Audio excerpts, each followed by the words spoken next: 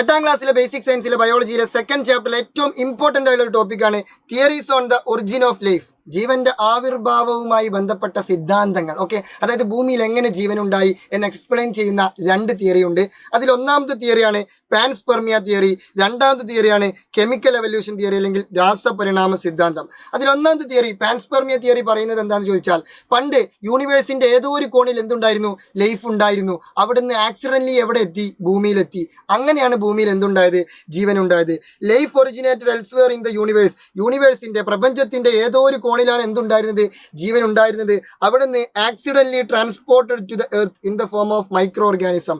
സൂക്ഷ്മ കണികകളുടെ ഫോമിൽ എന്ത് ചെയ്തിട്ടുണ്ട്, അത് ആകസ്മികമായിട്ട് എവിടെ എത്തിച്ചേർന്നതാണ്, ഭൂമിയിൽ എത്തിച്ചേർന്നതാണ്. അങ്ങനെയാണ് ഭൂമിയിൽ എന്തുണ്ടായത്, ജീവൻ ഉണ്ടായത് എന്നാണ് പാൻസ്പെർമിയ സിദ്ധാന്തം പറയുന്നത്.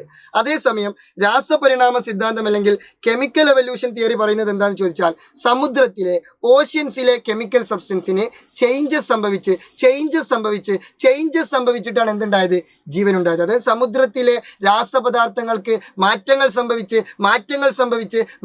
സംഭവിച്ചിട്ടാണ് എന്തുണ്ടായത്, ജീവൻ ഉണ്ടായത്. The chemical evolution theory explains life originated as A result of changes in the combination of chemical substance in the ocean.